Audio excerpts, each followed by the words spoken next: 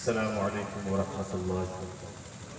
बाजाओ इनको कम कर दो, इनको कम कर दो।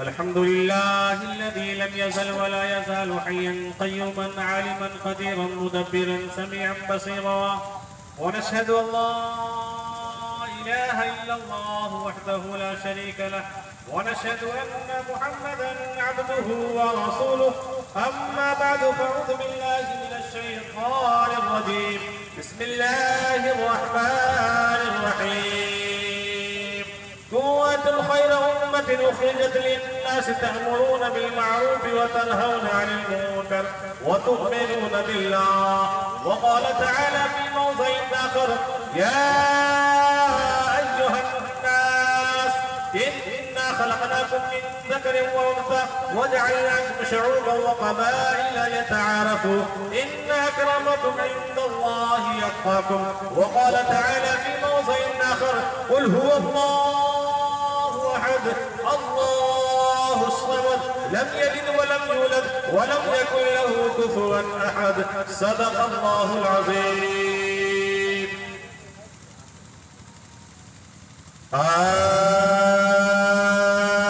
आगतम भूतलम स्वागतम मंगलम स्वागतम स्वागत में नबी मंगलम दुःखहरं सुखकरं जीवन मंगलम जीवनं लाता परो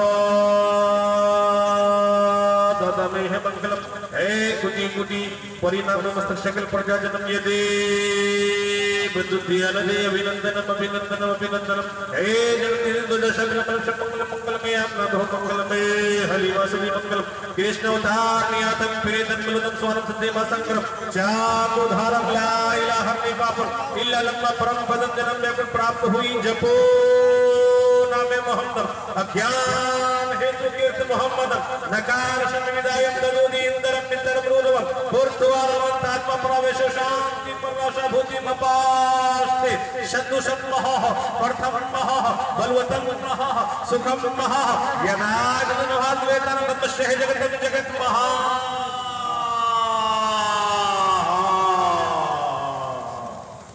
यदो नारी मदो नारी दशा दशे दसो नारी नार्यं पुरुषोत्तमतां नम शिवा शक्तिवं तवारायं हरि यको जगदीश्वर यको जगद्गुरु सर्वोतार सत्य सर्वग्रहण सत्य सर्व सर्वता सम्मान शस्परिकारकायं शुकरं मदरं वैष्णवरं मदाविदं शुश्वा यकौकार सत्य नाम करता पुरुष नरभ्रू नरवीर कान मूर्ति एकम रूपियम बहुताया कुरुति एकम ब्रह्म द्वितीये नीना नीना नास्ते नास्ते किंचन संबल ग्राम केश ब्रह्मनाश महात्मा रहे नाता का प्रात्मास्ति युगे युगे महा यो माम जमनाधीन जावे तिलोक महेश्वर अशंकुडा में धीर्ष सर्व पापी परमोषयति अति अत्यम सद्धि सुहानम जब जब तू जने कीर्त मुहम्मदम अवतारम सल्लल्लाहु अलैहि वसल्लम। आज के इस पाक और पवित्र सभा की अध्यक्षता कर रहे जिला दरभंगा के तर्जमान इस इलाके के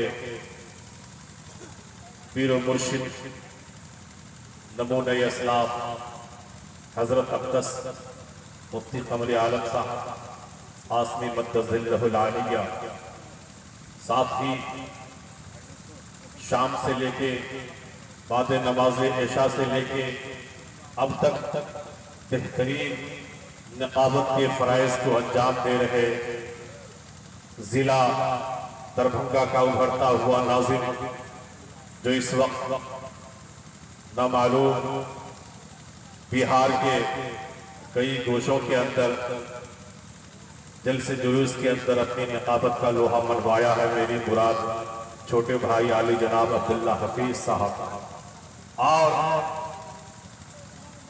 तमाम नौजवानों के ही नहीं बल्कि गार्जियनों के भी दिलों के धड़कन शायरे हिंदो नेपाल इंटरनेशनल शायर इज्जत नाम आली जनाब बड़े भाई जनाब दिल खैराबादी साहब, इलाहाबादी जितने भी उलमाए किराम इस स्टेज पर जलवा बार है। मैं नाम तो नहीं जानता हूँ, अलबत्ता जो जर्रा जहां है वही अपनी जगह आफ्ताब व महताब है। मैं तमामी हजरात का शुक्रगुजार हूँ। मैं शुक्रिया अदा करता हूँ आज के इस मझौरा सरजमीन से ताल्लुक रखने वाले हमारे जितने भी गार्जियन हजरात हैं, कमेटी के मेंबरान हैं, जितने भी हमारे नौजवान हैं और इस इलाके दयार से जितने भी हमारे साथी तशरीफ फरमा हुए हैं, मैं आप तमामी हजरात का बेहद शुक्रगुजार हूँ कि आपने अपने इलाके दयार के अंदर एक ऐसा अज़ीमुश्शान पाक और पवित्र सभा का आयोजन किया है जिसमें दूर दराज से बड़े बड़े अकाबिरीन उलमा तशरीफ फरमा हुए हैं। और अल्हम्दुलिल्लाह सुम्मा अल्हम्दुलिल्लाह उलमाए किराम के माबैन हम तमाम के तमाम लोगों को बैठने और उनकी ज़बानी मवाइज़े हसना सुनने का मौका, मरहमत सुनने का मौका मिला है। दुआ फरमाइए कि अल्लाह पाक हम तमाम लोगों की हाज़िरी को स्वीकार फरमाए, हम तमामी लोगों का आज का बैठना कबूल फरमाए और हम तमाम के तमाम लोगों के लिए आज की ये हाज़िरी मुक्ति का साधन बना दे। जोर से कहिए आमीन। मेरे मुहतरम बुजुर्गों, दोस्तों, मैं आपके सामने में रात बहुत ज्यादा हो चुकी है, एक पैगाम मैं आपके सामने में पहुंचाने जा रहा हूं इस उम्मीद के साथ कि अगर मेरी बात अच्छी लगे और वाकई आप ये महसूस कर लें कि ये बात, ये पैगाम, ये हालात हाज़िरा के तहत वक्त की जरूरत है, तो मेरे दोस्तों बुजुर्गों, हम तमाम के तमाम लोग इन बातों पर जरूर अमल करेंगे। वो बात, वो पैगाम और वो मैसेज आपके सामने में प्याम इंसानियत का मैसेज है। अगर आप सबकी इजाजत हो तो मैं इस मैसेज को आप तक पहुंचाऊं। मैं आपको ये बतलाना चाह रहा हूं कि इस वक्त हमारे मुल्क हिंदुस्तान की क्या हालत हो गई है। यहाँ हिंदू, मुस्लिम, सिख, ईसाई तमाम के तमाम जाति और धर्म के लोग आज से पीछे चलिए, आज से चंद साल माजी में जाइए, आपको पता चलेगा कि वहाँ हिंदू, मुस्लिम, सिख, ईसाई एक समय भारत के अंदर, इस मुल्क के अंदर वो भी गुजरा है कि तमाम के तमाम जाति और धर्म के लोग एक प्लेट में बैठ के खाने का काम किया करते थे। लेकिन मेरे दोस्तों बुजुर्गों, आज वो चीज, आज वो मोहब्बत नफरत में बदल गई है, नफरत में तब्दील हो गई है। मेरे दोस्तों बुजुर्गों, आज एक मुसलमान एक हिंदू भाई को देखना पसंद नहीं करता है और एक हिंदू भाई एक मुसलमान का नाम तक लेना गवारा नहीं करता है। ऐसा हो रहा है या नहीं हो रहा है? मेरे दोस्तों बुजुर्गों, अगर हम चाहते हैं, अगर आप चाहते हैं, अगर हमारे हिंदू, मुस्लिम, सिख, ईसाई अगर भाई चाहते हैं कि हमारे बीच से ये नफरत खत्म हो जाए और ये मोहब्बत जो हमारे समाज के अंदर, हमारे मुल्क के अंदर, हमारी सोसाइटी और माहौल के अंदर जो पहले मोहब्बत थी वो मोहब्बत दोबारा वापस आ जाए, तो मेरे दोस्तों बुजुर्गों, हमें एक संबंध को जानना होगा, हमें समझना होगा मेरा एक हिंदू भाई से क्या रिश्ता है, हिंदू भाई को जानना होगा मेरा एक मुसलमान भाई से क्या रिश्ता है, क्या संबंध है, सिख भाई से क्या रिश्ता है, ईसाई भाई से क्या रिश्ता है, मेरे दोस्तों क्रिश्चियन भाई से क्या रिश्ता है। अगर हम तमाम के तमाम जाति धर्म के लोग, अगर हम लोग इंसानी रिश्ते को अगर जान लेंगे, मेरे दोस्तों हमारे बीच से नफरत दम तोड़ देगी और वो नफरत मोहब्बत में तब्दील हो जाएगी। क्या आप चाहते हैं कि इस पैगाम को मैं आप तक पहुंचाऊं, आपके हवाले कर दूं? मेरा एक हिंदू भाई से क्या रिश्ता है, एक हिंदू भाई का हम मुसलमानों से क्या संबंध है? क्या आप जानना चाहते हैं? सुना दो ये पैगाम। कितने लोग जानना चाहते? जरा हाथ उठा के। माशाअल्लाह। मेरे दोस्तों बुजुर्गों, आइए इस रिश्ते के बारे में सबसे पहले मैं हमारे बीच हम सबके पीर व मुर्शिद और इस जलसे की बेहतरीन सदारत कर रहे हजरत अक़दस इस इलाके के बहुत बड़ी शख्सियत, अजीम शख्सियत, नमूना इस्लाम मुफ्ती मोहम्मद कमरे आलम साहब तशरीफ फरमा है।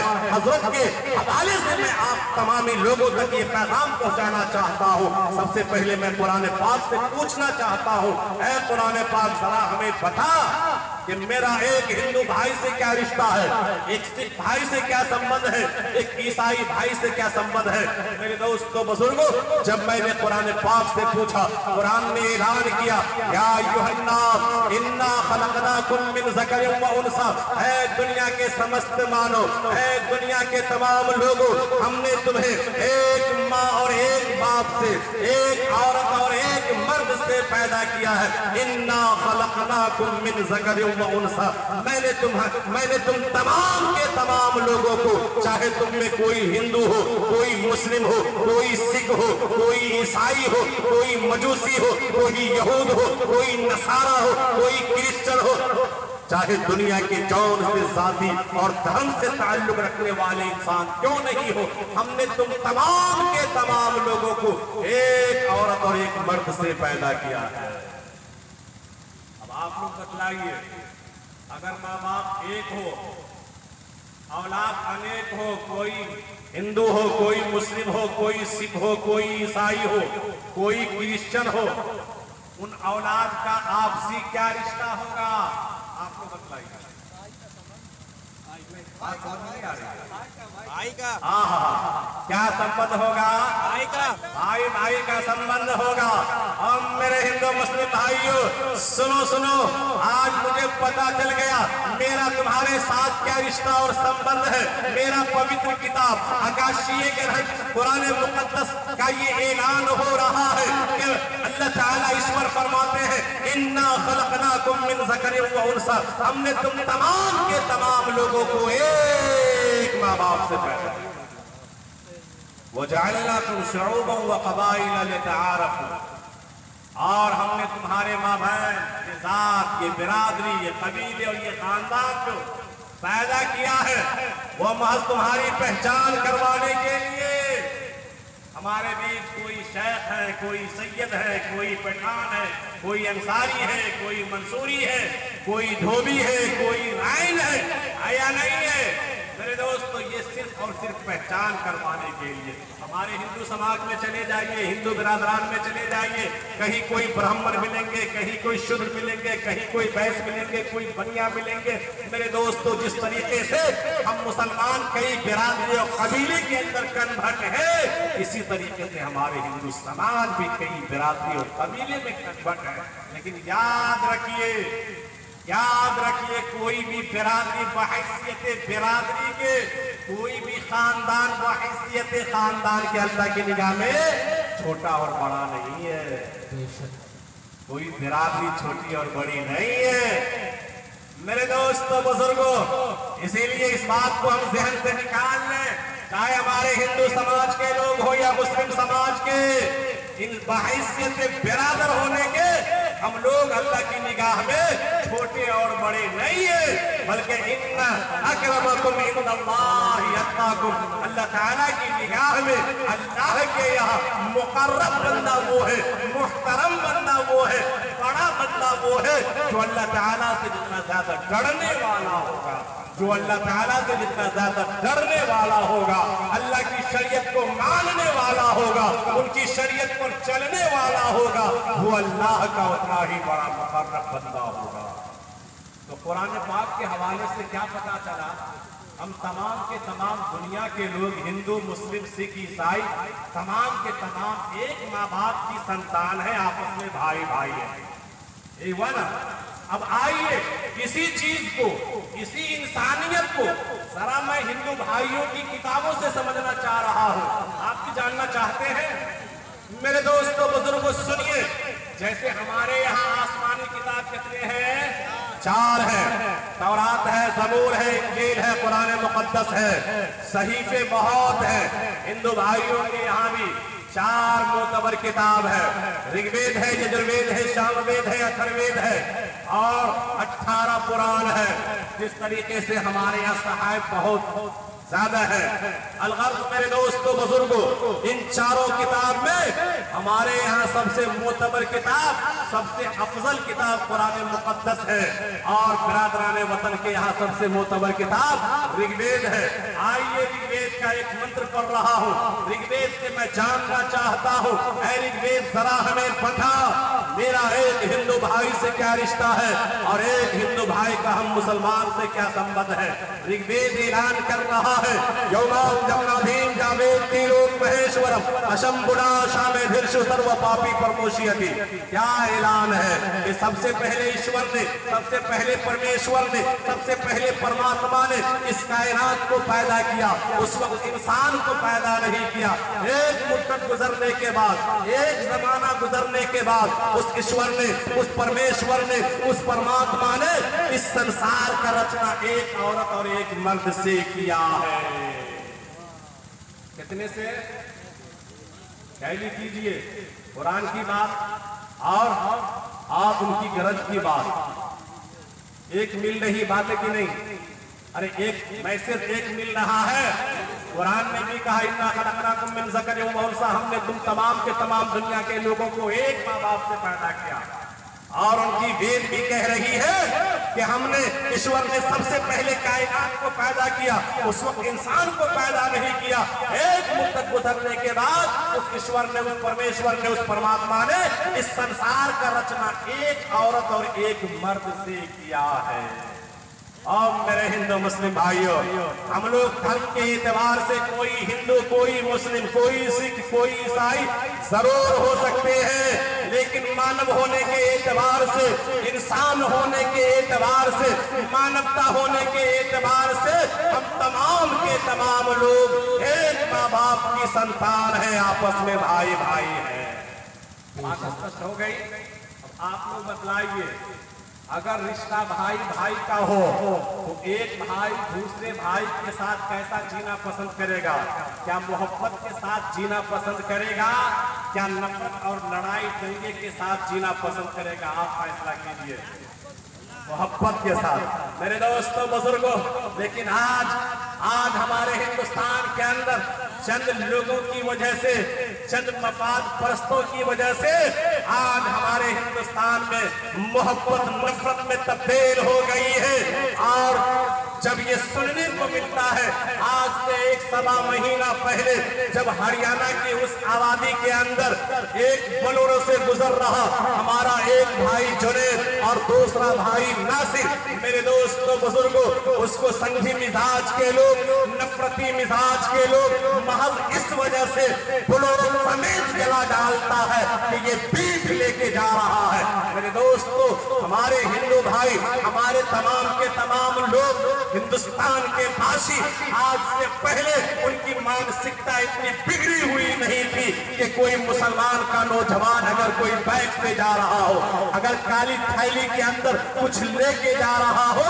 तो मेरे दोस्तों बुजुर्गों, हमारे उस भाइयों की मानसिकता इतनी बिगड़ी नहीं थी कि वो ये सोचने पर मजबूर हो जाए कि ये पीठ लेके जा रहा है। लेकिन आज के नफरती चंद लोगों की वजह से आज हमारे नौजवानों का मानसिकता बिगड़ रहा है। और वो ये नहीं देखता है कि हम एक मानव जाति के ऊपर जुल्म कर रहे हैं, बल्कि उनकी मानसिकता इतनी ज्यादा बिगड़ जाती है कि वो जुल्म दर जुल्म करना शुरू कर देता है। मेरे दोस्तों बुजुर्गों, इन्हीं के धर्म के एतबार से एक बहुत बड़े महाराज जी कबीरदास का आप लोग नाम सुने होंगे, नाम सुने हैं। कबीरदास जी को पता था एक समय आने वाला है जो नफरती लोगों का दौर होगा। तमाम लोग नफरती नहीं होंगे, लेकिन एक आध लोगों की वजह से समाज दर समाज परेशान हो जाएगा। आपस की सदियों की मोहब्बत जो है वो नफरत में तब्दील होने लगेगी। उन्होंने महाराज जी ने एक पैगाम दिया कि लोगों, अगर तुम्हारे बीच ऐसा माहौल पैदा हो जाए, ऐसा समय आ जाए, समाज में नफरत अगर आम होने लगे, तो तुम मेरे इस पैगाम को पढ़ लेना और उस पर अमल करना।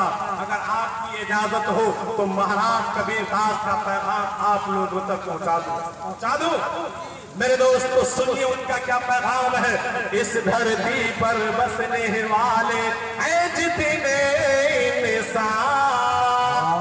इंसान चाहे हिंदू, चाहे मुस्लिम, चाहे सिख, चाहे ईसाई, चाहे यहूद, चाहे नसारा, जिस जाति और धर्म के लोग हो, वो लोगों सुनो सुनो, इस धरती पर बसने वाले हैं जितने इंसान, रखते सभी का एक ही रक्त। रक्त खून को कहते हैं, जो खून हमारे बदन में, वही हमारे हिंदू भाई के बदन में, वही सिख भाई के बदन में, वही ईसाई भाई के बदन में, वही यहूद भाई के बदन में। दुनिया में जितने भी जाति और धर्म के लोग क्यों नहीं हो, अगर वो इंसान है तो उनके बदन का खून एक जैसा है। क्यों एक जैसा है? इसलिए कि हमारा ग्रुप कह रहा है हम अनेक माँ बाप की औलाद नहीं, हम एक माँ बाप की संतान है। इसीलिए मेरे दोस्तों बुजुर्गों, आप चले जाइए चाइना के बॉर्डर पर, भाई इसको क्यों कीजिएगा, आप चले जाइए पाकिस्तान के बॉर्डर पर, जब हमारे फौजी नौजवान को मदद की जरूरत पेश आती है, भारत में ऐलान होता है और भारत के नौजवानों अपने अपने खून को दान करो। बेस बढ़ाइए, आवाज दीजिए, इसको कम कीजिए, अपने अपने खून को दान करो।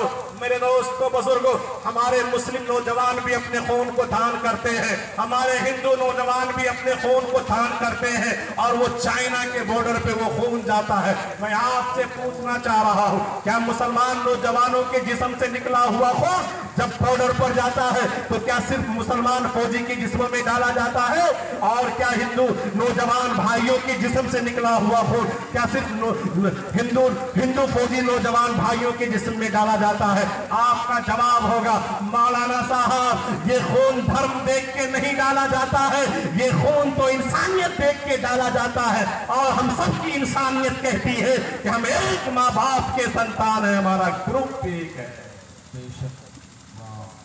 इसीलिए महाराज जी ने कहा, इस धरती पर बसने वाले हैं जितने इंसान, रक्त सभी का एक ही रखते हैं, सब रखते हैं जान, सब रखते हैं जान, जिसने सबको जन्म दिया है बड़ी उसी की शान, जिसने सबको जन्म दिया है बड़ी उसी की शान, दूजा नहीं महान निर्मूरख, दूजा नहीं महान, सब है एक समान। मेरे दोस्तों बुजुर्गों, जिसने सबको जन्म दिया है, मेरे दोस्तों जन्म देने वाला दाता कौन है?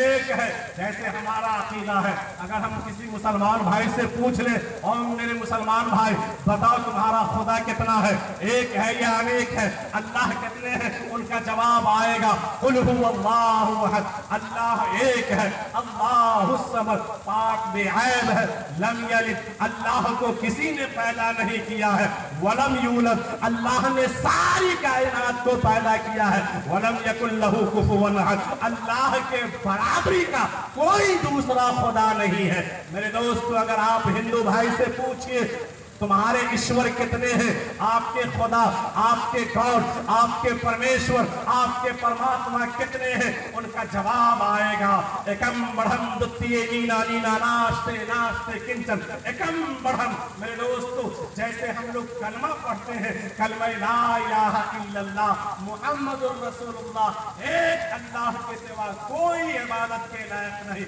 कोई रबूबियत के लायक नहीं, और मोहम्मद सल्लल्लाहु अलैहि वसल्लम अल्लाह के बंदे और उसके रसूल है। मेरे दोस्तों बुजुर्गों, आप बिरादराने वतन हिंदू भाइयों से पूछिएगा उसका कलमा क्या है, तो एकम ब्रह्म द्वितीय नीना नीना नास्ते नास्ते किंचन, ये उसका कलिमा है। एकम ब्रह्म, ब्रह्मा एक है, ब्रह्मा ये अल्लाह की एक सिफाती नाम है। मैं अभी आपको ये ओम और अल्लाह के ऊपर बहुत बड़ा जबरदस्त खिलवाड़ चला था, इंशाअल्लाह ओम और अल्लाह के ऊपर भी मैं अभी आपको समझाने जा रहा हूँ। लेकिन मेरे दोस्तों बुजुर्गों, एकम ब्रह्म द्वितीय नीना, ब्रह्मा एक है, द्वितीय नीना दूसरा नहीं है, निहना नास्ते निहना नास्ते किंचन, दूसरा तो कतई हो नहीं सकता, किंचन थोड़ा सा भी नहीं। अल्लाह एक है, ईश्वर एक है, परमेश्वर एक है। मेरे दोस्तों बुजुर्गों, आइए दूसरी किताबों से हम पूछते हैं ईश्वर के बारे में, अल्लाह के बारे में क्या कहा गया है। मेरे दोस्तों बुजुर्गों, दूसरी किताब के हवाले से सुनिए। एकम बढ़म द्वितीय नीना नीना नास्ते नास्ते किंचन, ये ऋग्वेद का मंत्र है। और दूसरी किताब का मंत्र इस अंदाज में है कि आप अगर सुनेंगे तो आप भी सोचेंगे कि वाकई एकम रूपियम बहुताया कुरुति, ईश्वर का एक ही रूप है, दूसरा नहीं है। वो रूप कैसा है? मेरे दोस्तों, आज हमसे अगर कोई पूछता है अल्लाह कैसा है, अगर कोई मुसलमान भाई से पूछता है अल्लाह कैसा है, हम लोग जवाब देते हैं अल्लाह की जात बरहक है। लेकिन वो कैसा है? वो चलता भी है, वो देखता भी है, वो सुनता भी है, वो पकड़ता भी है, वो सूंघता भी है, वो तमाम के तमाम काम करता है, लेकिन आज़ाए जिस्मिया से पाक है। मेरे दोस्तों बुजुर्गों, हिंदू भाई के यहाँ एक बहुत बड़े महाराज तुलसीदास जी गुजरे हैं। जब तुलसीदास जी के मानने वालों ने पूछा कि महाराज जी आप ईश्वर के बारे में बात कर रहे हैं, आप खुदा की बात कर रहे हैं, जरा हमें बताइए कि ईश्वर कैसे है, ईश्वर की क्या तारीफ आप कर रहे हैं। मेरे दोस्तों बुजुर्गों, ये तुलसीदास जी सरयू की तट पर बैठ करके और वो अपने मानने वालों को पैगाम दे रहे हैं कि पद बिन चलई सुनई बिनो गाना, बिना पांव से जो चलने वाला हो वही ईश्वर है, बिना आंख का जो देखने वाला हो वही ईश्वर है, बिना हाथ से जो पकड़ने वाला हो वही ईश्वर है, बिना कान का जो सुनने वाला हो वही ईश्वर है, बिना नाक का जो सूंघने वाला हो वही ईश्वर है। वो ईश्वर तो है, वो देखता जरूर है मगर आंख से पाक है, वो पकड़ता जरूर है मगर हाथ से पाक है, वो चलता जरूर है मगर पांव से पाक है, वो सुनता जरूर है मगर कान से पाक है। पद बिन चलई सुनई बिनो काना, कर बिन करे मकरे विधि नाना, आइलन रहसी शकल रस भोगी, बिन पानी पकत बाड़ा जोड़ी, तल बिन परसे नयन बिनो देखा, कई घरान बिनो पासे ऐसा। अलगज़ मेरे दोस्तों बुजुर्गों, मैं आपसे ये अर्ज कर रहा था कि जिसने सबको जन्म दिया है बड़ी उसी की शान, दूजा नहीं महान निर्मूलक, दूजा नहीं महान, सब है के समान। हरिजन पंडित शुभ्र ब्राह्मण सैयद शेख पठान, हरिजन पंडित शुभ्र ब्राह्मण सैयद शेख पठान, सब है एक ईश्वर के बंदे, सब है एक ईश्वर के बंदे, आदम की संतान, आदम की संतान। स्पष्ट हो गया, हुआ या नहीं हुआ? किसके संतान है? आदम के। मेरे दोस्तों बुजुर्गों, हम कुरान वाले हैं, हम हदीस वाले हैं, हम उस पहले मनुष्य को हजरत आदम कहते हैं, उस पहली माई को माई हव्वा कहते हैं। आप किसी चीज को हिंदू भाई की किताबों से अगर जानना चाहेंगे कि दुनिया के अंदर इस धरती पर जो पहला मनुष्य आता है उसका नाम क्या है, जवाब मिलेगा कि उसका नाम आदि मानव है। आदि कहते हैं सबसे पहला, मानव कहते हैं इंसान, आदि मानव सबसे पहला मनुष्य। और उस पहली माई का नाम, उस पहली खातून का नाम क्या है, जवाब मिलेगा शत्रुहा। हम माई हव्वा कहते हैं, उनकी किताब में शत्रुहा कहा गया है। हम अरबी में हम अरबी में बोलते हैं, वो संस्कृत में बोलता है। मेरे दोस्तों, भाषा का फर्क है, वरना तो जिसे हम माई हव्वा कहते हैं, जिसे हम हजरत आदम कहते हैं, यही आदम और यही माई हव्वा को आदि मानव और शत्रुहा बिरादरान वतन की संस्कृतियों के अंदर कहा गया है। जब हम तमाम के तमाम लोग एक माँ बाप की संतान है, आपस में भाई भाई है, तो हम सब की जिंदगी कैसी होनी चाहिए? लड़ाई दंगे वाली या मोहब्बत वाली? आप बताइए। मोहब्बत वाली होगी तो नफरत की दीवार गिरा दे और मिलकर गाएगी। क्या करना आप? क्या करना है? समाज में जो नफरत आ गई है, इस नफरत को मिटाना है, इस नफरत को खत्म करना है। और ये नफरत कब मिटेगी, कब खत्म होगी? मेरे दोस्तों बुजुर्गों, जब यूपी के एक बड़े शायर आली जनाब असद बस्तवी साहब से पूछा गया कि बताइए कि हिंदू मुस्लिम की नफरतें कैसे खत्म होगी, उनका जवाब आया, और दुनिया वालों और हिंदुस्तान वालों, ये नफरत इतनी सस्ती अंदाज में खत्म होने वाली नहीं है, बल्कि इसे खत्म करना चाहते हो तो जहां फंक्शन करो, अगर हिंदू भाई फंक्शन करे, अगर मुसलमान भाई फंक्शन करे, जहां इस फंक्शन के अंदर इतने सारे लोग जमा है, वही अगर हमारे इस इलाके के गणमान बुद्धिमान अगर हिंदू भाई को भी अगर दावत दिए रहते, उन्हें भी बुलाए रहते, तो उनको भी एक अच्छा पैगाम और एक अच्छा मैसेज जाता। अगर हम लोग अपने सुख में और दुख में, जहां हम मुसलमान बैठ के उस मसाइल को हल करते हैं, अगर अपने सुख और दुख की मीटिंग और मशवरे के अंदर अपने बिरादरान वतन हिंदू भाई के गणमान बुद्धिमान को भी शामिल कर ले, अगर सिख ईसाई भाइयों को भी शामिल कर ले, उनका हमारे प्रति नफरत नहीं रहेगा। बड़ा से बड़ा मैटर और बड़ा से बड़ा काम होगा, सेकंडों में हल हो जाएगा। नहीं होगा? मेरे दोस्तों, आज हम लोग मदरसे के अंदर बैठते हैं, हम लोग हमारे बीच से हमारे हिंदू भाई गुजर रहे हैं, उसे पता ही नहीं कि मदरसा क्या है, वो मानसिकता दौड़ाते हैं, कहीं यहाँ दहशतगर्द की तालीम तो नहीं हो रही है, कहीं ये लोग यहाँ तो बम की ट्रेनिंग तो नहीं दे रहे हैं। मेरे दोस्तों बुजुर्गों, और यहाँ पर उनकी मानसिकता को तोड़ने के लिए अगर हम 2-4 हिंदू भाई को हफ्ता दिन पर 10 दिन पर महीना रोज में या 6 महीने में अगर अपने मदारिस के अंदर लाना शुरू कर देंगे, अगर जिला परिषद को, अगर एमएलए साहब को, एमपी साहब को, हिंदू भाई के गणमान लोगों को अगर अपने संस्था के अंदर लाएंगे, बताएंगे कि देखिए मेरे संस्था में क्या तालीम होती है, देखिए मेरे संस्था के अंदर क्या किस चीज की पढ़ाई होती है।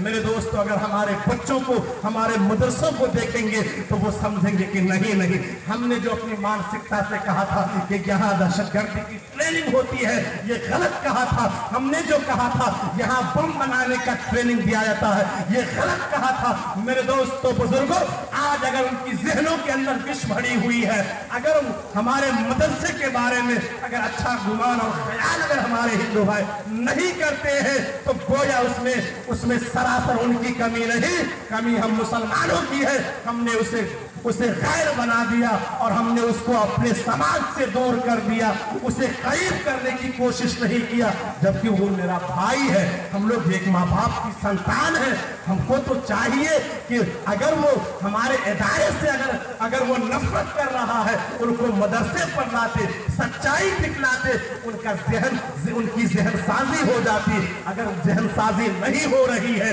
तो सरासर हम मुसलमानों की कमी है, हमने अपने भाई को भाई नहीं समझा। इसीलिए मेरे दोस्तों बुजुर्गों, जब यूपी के एक शायर से पूछा गया ये तमाम नफरतें कैसे खत्म होगी, उन्होंने एक जवाब दिया, एक ही जगह सब मिल बैठे तो हर मुश्किल आसान बने। तमाम मुश्किल आसानी में तब्दील हो जाएगी, तमाम के तमाम मुश्किलात आसानियों में तब्दील हो जाएगी। कब? जब हम कहीं बैठे समाजी मीटिंग के अंदर, मशवरे के अंदर, अगर हमारे 100 मुसलमान भाई हैं, उसमें 10 तो हमारे हिंदू भाई गणमान बुद्धिमान अगर हो, अगर सिख भाई बगल में बसे हुए हैं उनको भी ले ले 2-4, अगर ईसाई भाई हैं उनको भी ले ले, अगर मजूसी हैं उनको भी ले ले, अगर तमाम के तमाम जाति और धर्म के लोग मिलके बैठ जाए तो बड़ा से बड़ा मसला हल होगा कि नहीं होगा? एक ही जगह सब मिल बैठे तो हर मुश्किल आसान बने, सारी दुनिया में फिर अपनी एक ही अलग पहचान बने। चोटी अगर हिंदू को लगे तो दर्द मुसलमानों को हो, चोटी अगर हिंदू को लगे तो दर्द मुसलमानों को हो, हम लोगों की ख्वाहिश है कि ऐसा हिंदुस्तान बने, हम लोगों की ख्वाहिश है कि ऐसा हिंदुस्तान बने। ऐ मेरे वतन के बाशिंदों, अब आओ कुछ ऐसा काम करो। है मेरे वतन के बाशिंदों, अब आओ कुछ ऐसा काम करो। इस मुल्क से नफरत खत्म करो, आपस में मोहब्बत आम करो। इस मुल्क से नफरत खत्म करो, आपस में मोहब्बत आम करो। जब एक ही वतन है हम सबका, जब एक ही वतन है हम सबका, फिर आपस में झगड़ा कैसा। हम अल्लाह अल्लाह करते हैं और आप भी राम राम करो। हम अल्लाह अल्लाह करते हैं और आप भी राम राम करो। मोहब्बत नफरत मोहब्बत में बदल जाएगी नहीं बदलेगी? अरे बदलेगी। शायद हमारी बात अब्दुल्ला हफीज साहब रामायण को मैं समझाने में असफल हूँ। समझ रहे हैं? माशाअल्लाह समझ रहे हैं। मेरे दोस्तों, अगर हम समाज के अंदर मोहब्बत चाहते हैं, अमन चाहते हैं, मेरे दोस्तों अमन चाहते हैं, तो हम हिंदू मुस्लिम सिख ईसाई तमाम चारों धर्म के लोगों को एक पहलू पे आना होगा, मोहब्बत वाली पहलू पे, और यहाँ आकर के समाज को एक नया दिशा दिखलाना है। समाज के अंदर शांति का माहौल और शांति के तरफ समाज को झुकाना है मेरे दोस्तों बुजुर्गों। लेकिन आज हमारे बीच जो है एक बहुत बड़े एक बिरादराने वतन के महाराज जी, एक महाराज जी गुजरे हैं, कबीर दास जी। उन्होंने अपने मानने वालों से कहा कि लोगों अब तो मेरे जाने का समय आ गया है, लेकिन एक बात मैं तुमको बतला कर जा रहा हूँ।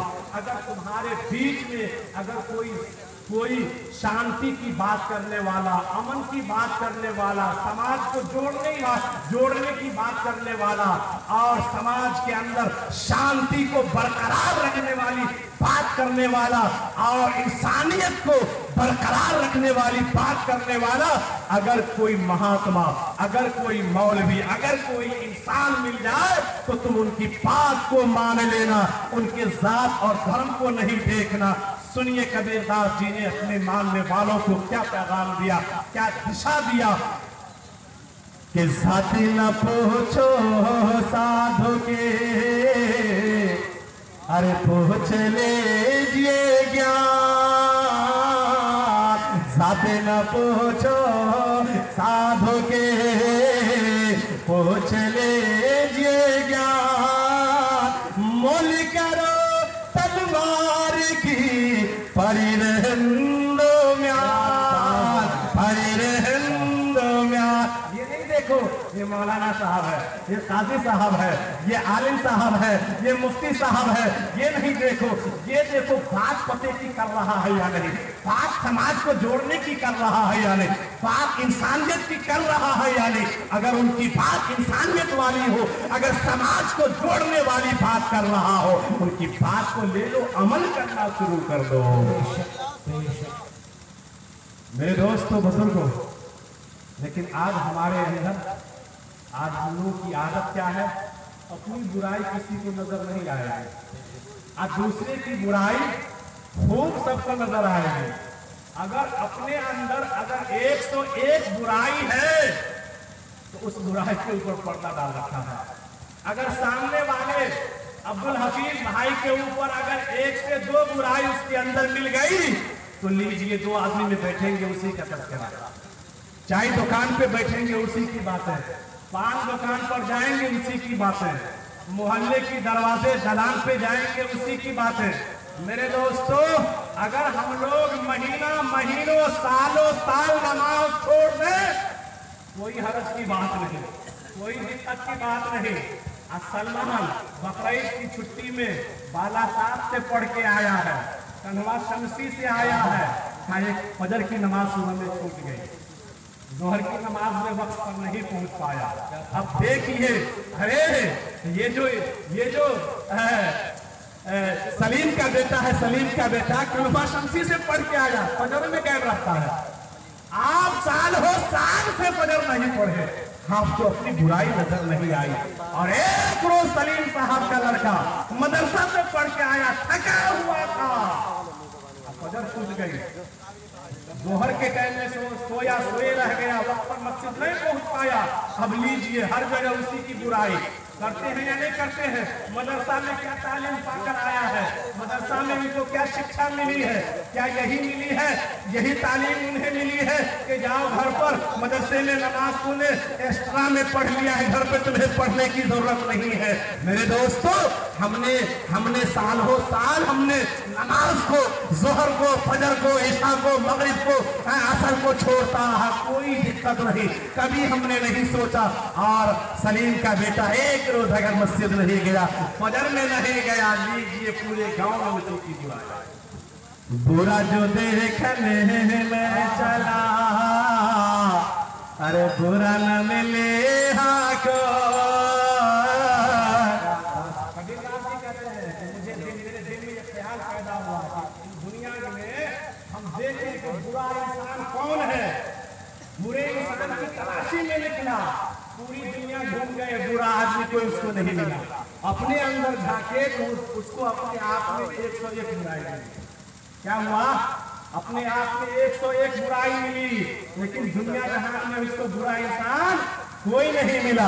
बुरा जो देखने में चला, अरे बुरा न मिले हाको, जो मन हो जा अपना तो मुझसे बुरा न कर, मुझसे बुरा न कर। मेरे दोस्तों, आज क्या पैगाम दूं उन लोगों को जो अपने आप को बहुत बड़े इंसाफ और समझता है। कभी वो तबरेज नामी नौजवान के ऊपर अत्याचार करके मॉब लिंचिंग कर डालता है, कभी अखलाक नामी नौजवान, अखलाक नामी आदमी के ऊपर अत्याचार करके और उसे दुनिया से मिटा देता है। मेरे दोस्तों, कभी नासिर और जुनैद का वो कातिल बन जाता है। क्या समझता है वो अपने आप को कि सारी बुराई सामने वाले लोगों में है, हम तो दूध के धोए हुए हैं। लेकिन मेरे दोस्तों, बुजुर्गों, अगर वो महाराज जी का वाकई में अगर वो भक्त है, और देखिए मेरे दोस्तों बुजुर्गों, मैं आपको एक बात बतलाता हूँ, ये लोग जुल्म भी करते हैं, सारे लोग नहीं, एक आध % लोग हैं, जुल्म भी करेंगे और नाम लेंगे जय श्री राम, कोड़े भी बरसाएंगे और जय श्री राम। मैं पूछना चाह रहा हूँ, क्या जय श्री रामचंद्र जी की यही तालीम थी? और मेरे हिंदू मुस्लिम भाइयों, बताओ, क्या श्री रामचंद्र जी की यही तालीम थी कि अगर निहत्थे मिल जाए तो उसे कोड़े बरसाओ और मेरे नाम का माला जपो, जय श्री राम। आपको पता होनी चाहिए श्री रामचंद्र जी कितने बड़े दयालु इंसान थे, इतने बड़े, सबसे पहले वो बहुत बड़े बुद्धिजीवी थे, बहुत बड़े ज्ञानी थे, बहुत बड़े ताकतवर इंसान थे। मेरे दोस्तों, कितने बड़े ताकतवर थे, कितने बड़े ज्ञानी थे, कितने बड़े बुद्धिजीवी थे। सुनिए कि जब राजा जनक को जनकपुर में अपनी बेटी सीता की शादी करवानी हुई, उन्होंने शर्त लगाया, जो कोई मेरे धनुष को उठाकर तोड़ देगा उससे अपनी बेटी की शादी करवाऊंगा। बड़े बड़े दुनिया के पहलवान गए, लेकिन राजा जनक के धनुष को उठा तक नहीं पाया तोड़ने की तो दूर की बात। श्री रामचंद्र जी गए, उनके धनुष को उठाते हैं और तोड़ते हैं। एक को यूं फेंका, एक को यूं फेंका, एक धनुषा में गिरा, वो धनुषा धाम हो जाता है। एक जनकपुर में गिरता है, वो जनकपुर धाम हो जाता है। दोनों की दूरी 23 किलोमीटर की। इतने बड़े बलवान थे। लेकिन मेरे दोस्तों बुजुर्ग, एक बात मैं बतलाता हूँ, आप वाल्मीकि रामायण में हमारे हिंदू भाई पढ़े होंगे कि श्री रामचंद्र जी को 14 साल का वनवास हुआ था। 14 साल के लिए वो वनवास में जंगल गए थे। क्यों गए थे? उसकी वजह बतलाता हूँ। जबकि वो ताकतवर थे, बहुत बड़े बलवान थे, चाहते तो सामने वाले को चुटकी में मसल सकते थे और वनवास नहीं जाते वो, लेकिन चले गए। क्यों गए? मैं उन लोगों तक ये पैगाम पहुंचाना चाहता हूं जो जय श्री राम का नारा लगाता है और निहत्थे के ऊपर जुल्म करता है, ऐसा जुल्म करता है कि जब तक कि उसे मौत की घात नहीं उतारता तब तक उसे चैनियत नहीं मिलती है। मेरे दोस्तों बुजुर्गों, श्री रामचंद्र जी के पिता श्री राजा दशरथ एक युद्ध में, लड़ाई में थे। दुश्मन ऐसा वार किया, उसकी जान खतरे में पड़ गई। अगर बीवी उसको आके नहीं बचाती है तो राजा दशरथ वही मर जाते। कौन बीवी? 3 बीवियों में से जो दूसरी बीवी थी, ककई नाम है, ककई आती है, उसकी जान बचाती है। अब राजा दशरथ देखा कि मेरी जान मेरी दूसरी धर्म पत्नी ककई बचाई, बड़ा खुश होता है। ऐ मेरी बीवी, बीवी हो तो तुम जैसी, तुमने तो मेरी जान बचा करके हमें दूसरी जिंदगी से नवाजी है। बोला तू क्या मांगती हो? आज मैं तुम्हें वचन देता हूं, जो हमसे मांग करेगी, जो तुम चाहेगी, आज मैं तेरी मांग को पूरा कर दूंगा। अब सोचिए, बीवी बहुत तेज थी। इस दूसरी बीवी से, राजा दशरथ की दूसरी पत्नी से एक बेटा जिसका नाम भरत, अब बड़ी वाली पत्नी, सबसे पहली पत्नी से एक बेटा जिसका नाम श्री रामचंद्र जी। भाइयों में सबसे बड़े श्री रामचंद्र जी। अब देखिए, राजा दशरथ की जान बचती है, वो वचन बीवी दूसरी बीवी को देते हैं कि मांग हमसे क्या मांगती हो। बीवी कहती, बहुत समझदार थी, कहने लगी कि मेरे शौहर राजा दशरथ जी, इस वचन को मैं एक मुद्दत के लिए रख लेती हूँ, अभी नहीं चाहिए, एक मुद्दत के बाद मांग लेंगे। कहा ठीक है। मेरे दोस्तों, इधर श्री रामचंद्र जी बहुत बड़े बुद्धिमान, बहुत तेज तर्रा, राजा दशरथ बूढ़े हो गए। अब राजा दशरथ के दिल में ये बात पैदा हुई कि क्यों नहीं अपनी जिंदगी के अंदर अपने बड़े बेटे श्री रामचंद्र को अपना राजपाट का मालिक बना दो। हर बाप ये सोचता है अपनी मौजूदगी में अपने बड़े बेटे को राजपाट का गद्दी संभाल दूं, राजपाट की गद्दी पर बैठा दूं, ताकि अगर राज चलाने में कोई कमी रह जाएगी तो मैं इस कमी की भरपाई कर दूंगा। हर बाप चाहता है या नहीं चाहता है? अब श्री रामचंद्र जी के पिताजी के दिल में ये बात आई। अपनी पत्नी, दूसरी पत्नी ककई से मशवरा किया कि हमारी ख्वाहिश हो रही है, हम अब बूढ़े हो गए, ज़ईफ़ हो गए, हमारी ख्वाहिश है कि अपनी जिंदगी में अपने होनहार बेटा, अपना समझदार बेटा, अपना बड़ा बेटा श्री रामचंद्र जी को राजगद्दी सौंप दूं। ककई ने कही, दूसरी पत्नी बोली, ओ राजा दशरथ जी, आपको पता है मेरे पति देव जी, आपकी मैं एक मर्तबा जान बचाई थी, आपने वचन दिया था, तो मैं इस वचन को एक मुद्दत के लिए छुपा के रख दी थी। वो कौन से दिन के लिए? इसी दिन के लिए राजगद्दी का मालिक आपका बेटा श्री रामचंद्र जी नहीं बनेगा, बल्कि मेरा बेटा भरत बनेगा। अब हो गई लड़ाई, मेरा बेटा भरत, और जाहिर सी बात है वचन दिए हुआ है, शौहर उनकी बात काट भी नहीं सकते। अब आइए भाई के ऊपर। तो मेरे दोस्तों बुजुर्गों, श्री राजा दशरथ श्री रामचंद्र जी को बोला और कहे कि बेटा, मेरी तो दिली ख्वाहिश थी कि अपनी राजपाट का मालिक तुम्हें बना दूं, लेकिन आज ये गद्दी मैं तुम्हारे छोटे भाई भरत को सौंप रहा हूं। अगर तुम मेरी खुशी देखना चाहते हो तो तुम 14 साल के लिए वनवास में चले जाओ। मेरे दोस्तों, बाप के वचन को निभाया किसने? श्री रामचंद्र जी। अगर वो चाहते, लोभी होते, अगर वो और लोगों के जैसे होते कि नहीं फरिया लेंगे श्री रामचंद्र से, फरिया लेंगे भरत से, हम नहीं जाएंगे वनवास, और पिताजी की तो आखिरी हालत है, आखिरी उम्र में पहुंच गए, 8 साल में तो मर जाएंगे, लेकिन हम अपने भाई से फरिया लेंगे। और भरत जो है वो कमजोर था, वो बुद्धिजीवी नहीं था, ताकतवर नहीं था। अगर श्री रामचंद्र जी अड़ जाते तो मेरे दोस्तों बुजुर्गों, चुटकी में अपने भाई भरत को मसल सकते थे और राज का मालिक खुद बन सकते थे। लेकिन श्री रामचंद्र जी ने सोचा, अगर मैं हड़पता हूं तो सबसे पहले मेरे वालिद को तकलीफ होगी, मेरी मां हमसे रूठ जाएगी, और मेरा भाई जो खूनी रिश्ते वाला भाई है, ये भाई सदियों के लिए हमसे खफा हो जाएगा। लिहाजा अपने आप को जंगल में जंगल में वनवास होना 14 साल के लिए गवारा कर लिया, लेकिन अपनी जात से उनके छोटे भाई को तकलीफ हो जाए, उनके पिताश्री को तकलीफ हो जाए, उनकी माता को तकलीफ हो जाए, गवारा नहीं किया। बतलाइए इस आदमी की ये तालीम हो सकती है? अगर कोई गाड़ी वाले मिल जाए तो निहत्ते मिल जाए, रास्ते में 5 मिल करके रोकना और लठ बरसाते बरसाते मार देना, वो ये तालीम दे सकते हैं? तो फिर कैसे हैं वो लोग जो उनके नाम का माला जपते हैं, जय श्री राम का माला भी जपते हैं, निहत्ते के ऊपर जुल्म भी करते हैं, वो गलत करते हैं, वो डबल पापी है।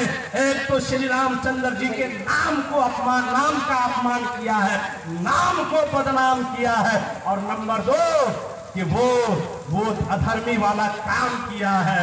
इसलिए मेरे दोस्तों बुजुर्गों, कबीरदास जी ने कहा, क्या वाहनिए सा बोलिए मन का पाखो, वाहनिए सा बोलिए मन का पाखो, अपना तन शीतल करे और का सुख हो, और का सुख हो। क्या कहा महाराज जी के लोगों, ऐसी बात करो कि तुम्हारी जात से, तुम्हारी बात से दूसरों को फायदा तो पहुंच जाए लेकिन नुकसान न पहुंचे। अगर तुम्हारी जात से किसी मानव को, किसी इंसान को फायदा नहीं पहुंच रहा है तो तुम्हें कतई इख्तियार नहीं है कि तुम किसी की जात को नुकसान पहुंचा सको। है इख्तियार? अगर आप भलाई नहीं कर सकते हैं तो आप बुराई भी नहीं कीजिए। क्या सही पैगाम आया नहीं? मेरे हिंदू मुस्लिम भाइयों, मैं अभी आप ही के वेद कुरान से समझा रहा हूँ, मैं अभी इधर की बात नहीं शुरू किया हूँ, कुरान और हदीस से मैं नहीं बोल रहा हूँ, लेकिन भला बदलाइए इतनी साफ सफाफियत के साथ हमारे हिंदू भाइयों की किताबों के अंदर कहा गया, लेकिन कहाँ मानसिकता खो गई इन लोगों की। कुछ लोग ऐसे हैं नफरती लोग, अपनी कुर्सी के ऊपर जमे रहने के लिए, जो लोगों को कभी मजहब और जात पात के नाम पर लड़ाते हैं, कभी जो है मंदिर और मस्जिद के नाम पर लड़ाते हैं। मैं अपने हिंदू मुस्लिम सिख ईसाई को ये पैगाम देना चाहता हूं, अगर हमारे समाज के अंदर कोई ऐसा नफरती चिंतू आ जाए, उसको मुंहतोड़ जवाब देना है।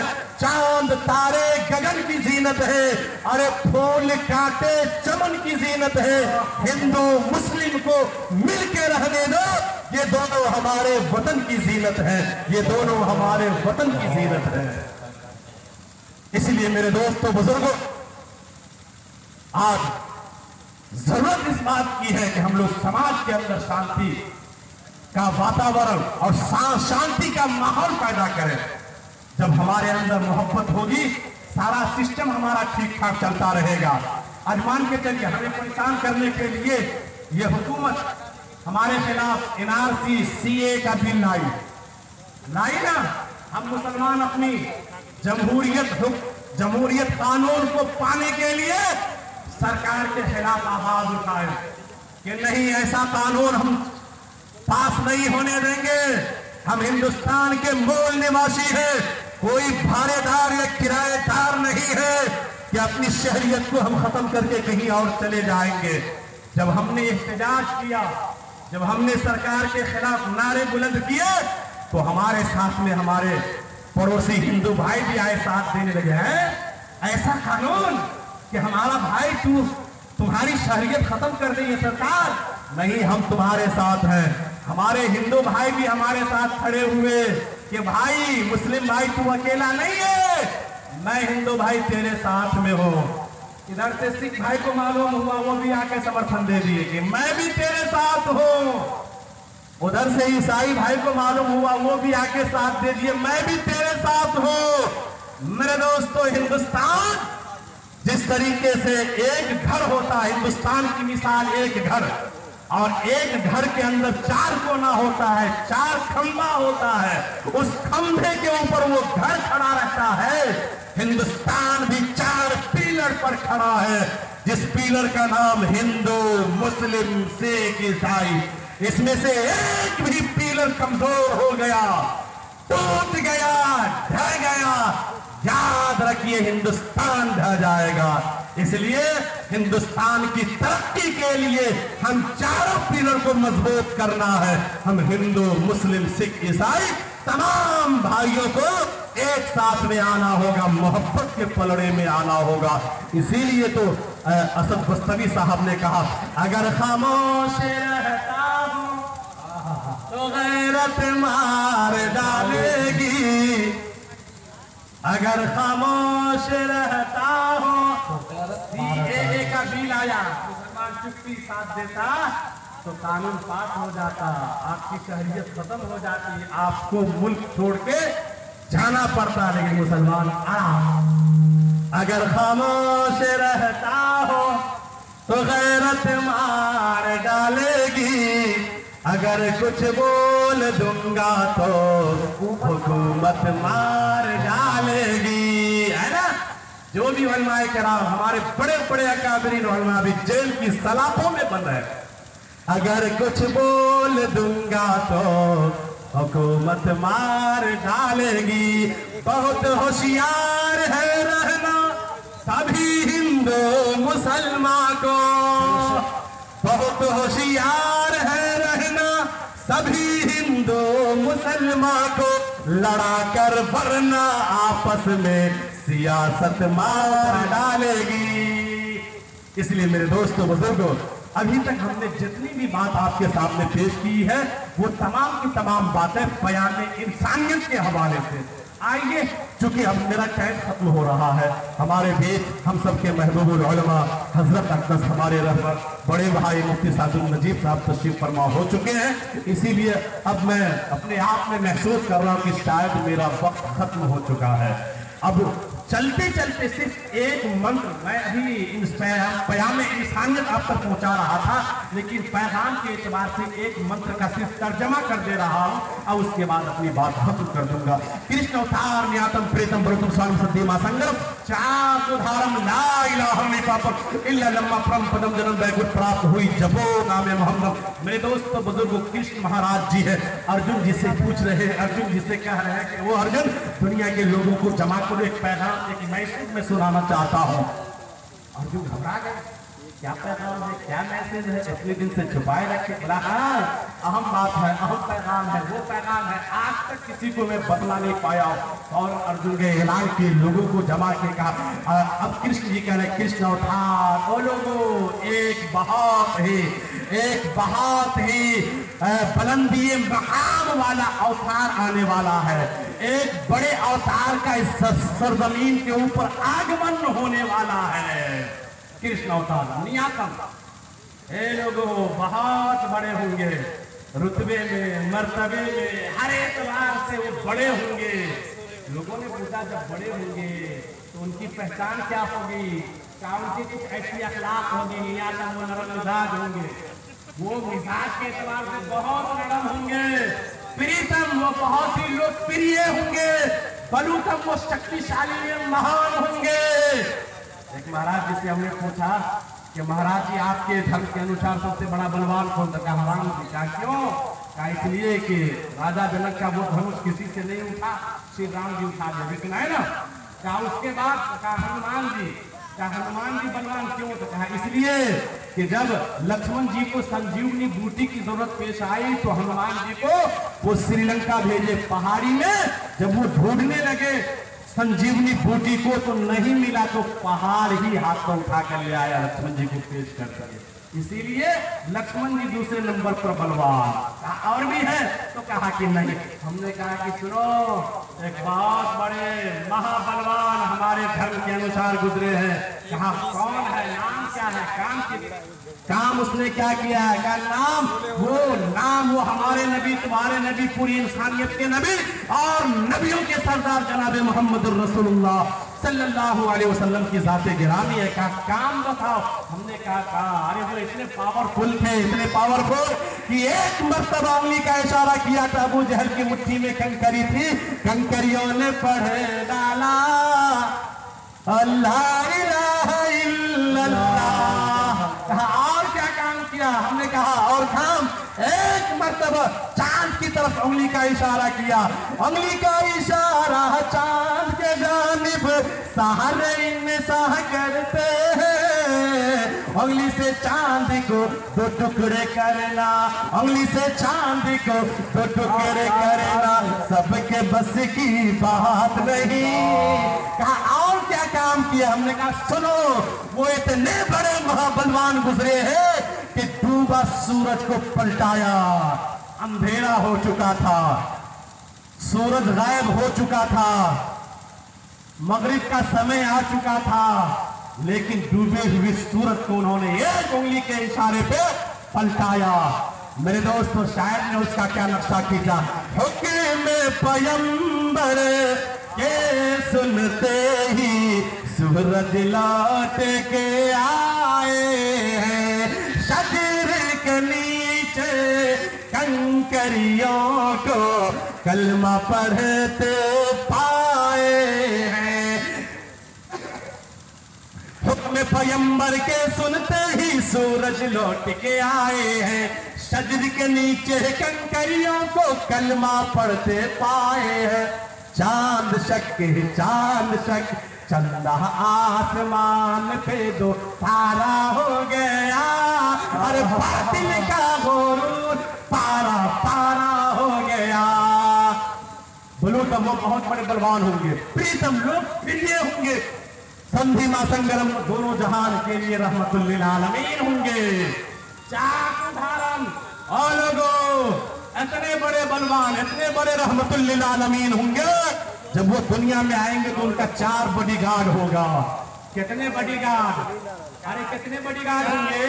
4। पूछिए उलमाए किराम से, अल्लाह के महबूब दुनिया में आए, उनके 4 यार थे या नहीं? पहले यार का नाम सैयदना अबू बकर सिद्दीक रजी अल्लाह अन्हु, दूसरे का नाम उमर फारूक रजी अल्लाह अन्हु, तीसरे का नाम उस्मान गनी रजी अल्लाह अन्हु और चौथे का नाम अली मुर्तजा रजी अल्लाह अन्हु। 4 उदाहरण उनके 4 बॉडीगार्ड होंगे।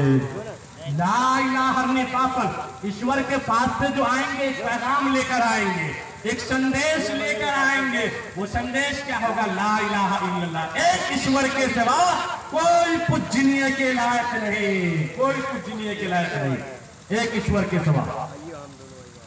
और हरनी पापन, ला इलाहा इल्लल्लाह का पैगाम लेके आएंगे। वो ऐसा कलमा, ऐसा महान कलमा होगा कि जो दुनिया का पापी, जो दुनिया का गुनहगार इंसान एक बार उस कलमे को अगर पढ़ लेगा, उनकी जिंदगी के पाप मिट जाएंगे।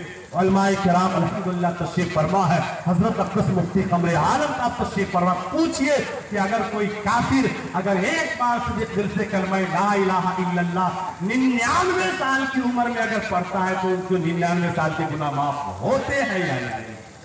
ला इलाहा पापन ऐसा कलमा होगा, जो भी पापी दिल से एक बार पढ़ेगा उनकी जिंदगी के तमाम पाप मिट जाएंगे।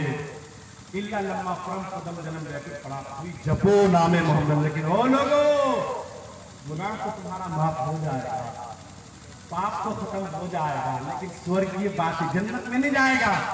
अगर तुम जन्नत में जाना चाहते हो, स्वर्गीय बासी बनना चाहते हो, अगर तुम स्वर्गीय बासी बनना चाहते हो तो जपो नामे मोहम्मद, तो कलमा ला इलाहा इल्लल्लाह से काम नहीं चलेगा, उसके साथ में मोहम्मद रसूलुल्लाह भी लाना होगा। मेरे दोस्तों, आइए मोहम्मद की नाम, मोहम्मद सल्लल्लाहु अलैहि वसल्लम का नाम आया है तो महाराज पंडित सोमनाथ स्वामी जी से पूछा गया कि आपके दिल में प्यारे मोहम्मद की क्या अकीदत है, क्या अजमत है? उन्होंने कहा बस मैं दुआ पढ़ के कुर्सी से हटने वाला हूँ, इसीलिए दुआ सुना रहा हूँ।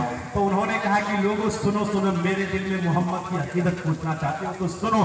काशी करवट है बाद में, पंडित है सबका, बेकुंठी वासना पाइयो, बिना मोहम्मद नाम, बिना मोहम्मद नाम। जब किसी चीज को सिख के गुरु नानक जी से पूछा गया आपके दिल में मोहम्मद की क्या अकीदत है, क्या अजमत है, उन्होंने कहा दत्ता नूर मोहम्मद मोहम्मदे, अरे दत्ता नबी रसूल, दत्ता नूर मोहम्मदे, दत्ता नबी रसूल। नानक कुदरत देख देख खुद गयो सब भूल, खुद गयो सब भूल। पहला नाम खुदा का, दूजा नाम रसूल। कहा लोगों, अगर दुनिया में किसी का भी नाम है तो पहला नाम ईश्वर का है, अल्लाह का है, खुदा का है। और खुदा के बाद किसी का मकाम और मर्तबा है तो नबी रसूलुल्लाह का है। पहला नाम खुदा का, दूजा नाम रसूल। तीजा कलमा पढ़ो नानक, तब स्वर्गी हुए कबूल, तब स्वर्गी हुए कबूल। एक बार तमामी हज़रात सिद्क दिल से इस्तिग़फ़ार पढ़ लें। अस्तग़फ़िरुल्लाह रब्बी मिन कुल्लि ज़ंबिन व अतूबु इलैह। और दुआ करें कि अल्लाह ताला जितनी बातें कहलवाई है हम तमाम लोगों को इन कही और सुनी हुई बातों पे अमल की तौफ़ीक़ अता फरमाए। तमाम लोगों को जो इस राह रास्ते भटके हैं उन्हें भी, और जो राह रास्ते हैं उन्हें अल्लाह सबको हिदायत की तौफ़ीक़ से मालामाल, हिदायत की दौलत से मालामाल फरमाए। आमीन या रब्बल आलमीन। वमा तौफ़ीक़ी इल्ला बिल्लाह।